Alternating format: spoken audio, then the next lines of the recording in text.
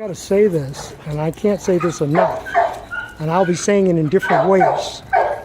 When you get a dog that can come to a different environment, dogs that it has never met before, and interact like it has been here before, but in its environment, the dog does not act this way, then what's happening is that in its environment, it feels emboldened by how we are allowing our dogs to live with us. They see that environment as they live in as prey. Dogs that live in the street see their environment as a predator, and they stay away from danger. Our dogs are drawn to danger because of how we allow for them to feel in the environment in which they live. This is a different environment for him, and he's acting like this. Some dogs will come in this environment and be aggressive, and some dogs won't. And the question is, why? It's because when we're looking at behaviors like what we're looking at right now, that is who this dog is. And the reason that you brought him in is who that dog has become.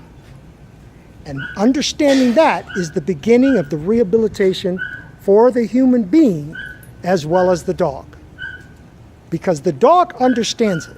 It's here, it's doing what we want. The human being will see this and say, okay, but not be able to produce it in their environment. It's my job to teach them how to do that. But they have to look and listen to the things that I say to achieve it. They're going to have to become a little uncomfortable in being something that they're not in order to be something that they need to be for this dog. It's still your dog barking.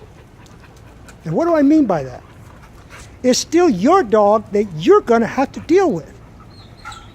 It's still your fear and personality and insecurity that you're going to have to deal with.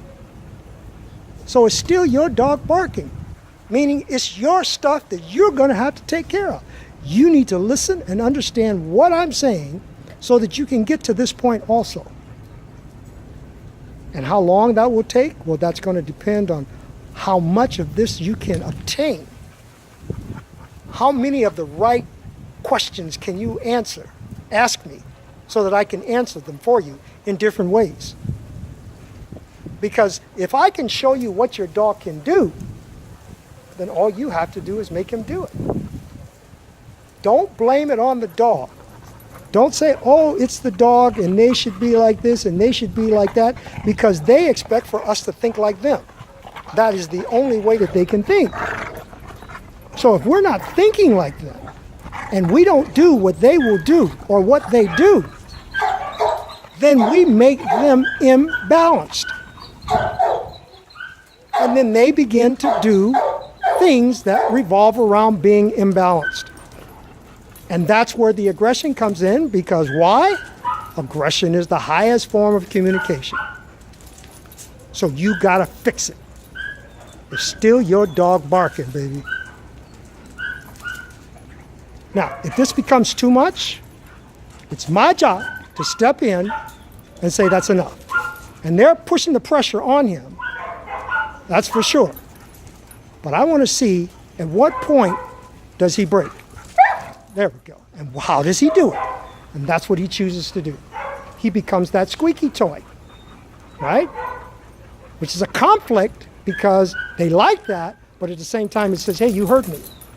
And what should they do? They should stop. And that's what these guys learn to do. They say, oh, that's that sound. Let me back away from it. Squeaky toys make them continue. It pumps up the prey drive. All right.